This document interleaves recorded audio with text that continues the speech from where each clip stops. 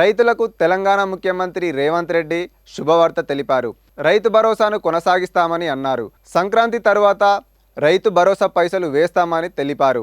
ఇప్పటికే రైతు భరోసాపై cabinet sub committee వేశామని చెప్పారు. అసెంబ్లీలో చర్చించి విధి విధానాలు ఖరారు చేస్తామన్నారు. మారీచుల మాయామాటలు రైతులు నమ్మొద్దని చెప్పారు.